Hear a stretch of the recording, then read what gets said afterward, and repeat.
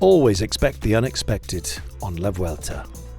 Temperatures today soaring to near 40 Celsius according to some indicators. Virtually no wind on a day that looked on paper at least potentially for one for the breakaway. But how big would it be? Would the sprinters get involved? Perhaps the GC men? We just didn't know. One thing was certain, it would be very quick on the descent at the beginning of the day with the two lumps at the end defining the story. In the end, we had a brave breakaway. De Wolf was up there for AG2 R Citroën. We had Jetzabol as well from Burgos, joined by Ituria from Euskaltel, Berwick, Van Hills, Arme and Chad Haga. Well, the chances of the breakaway making it were quite slim, mainly because of the chasing duties being put in by UAE Team Emirates. As a result, DSM called Chad Haga out of the break. Said it's not worth it, they're not going to make it. So he was first to disappear, but the break held firm, and indeed the margin was around a minute and a half, minute and three quarters, until this. As UAE Team Emirates were pushing on into that gap, a big touch of wheels and plenty taken down, not least Jumbo-Visma's Primož Roglič, also hampered Ineos Grenadiers, likewise Movistar, Bahrain Victorious and Cofidis.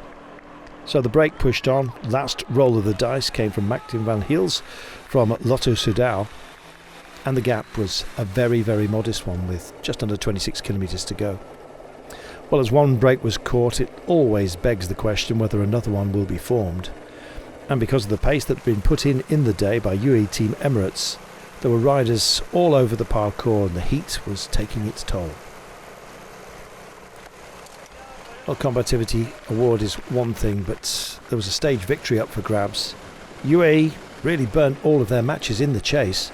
They were helped on occasion by Intermarché Wanty, who were honouring the red jersey on the back of Odd Christian Eiking. But really it was about who would survive the day rather than exploit it. Ciccone went off the front. He had good company as well.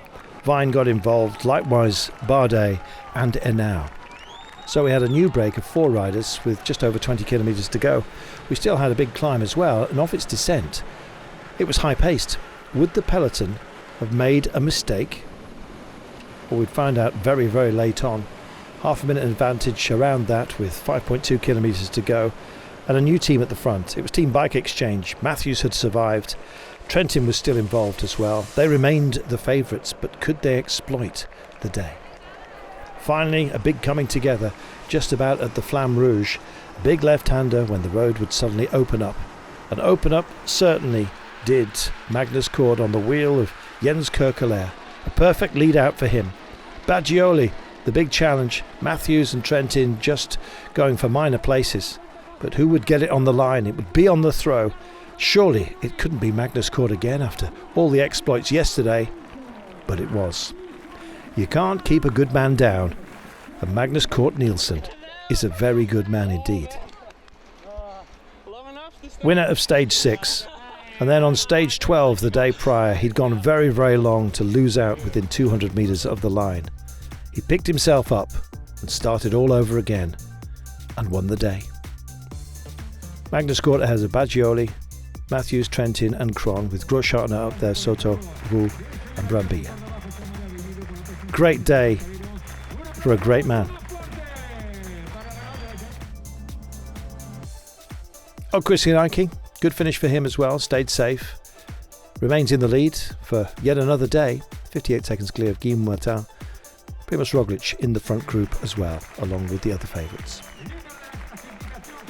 So Intermarché Wanty get to show off the leader's jersey once again on stage 13, bound to be unlucky for somebody. It is, after all, the longest stage of this year's Vuelta and potentially the hottest as well if temperatures are predicted to rise even above today's amazing tally.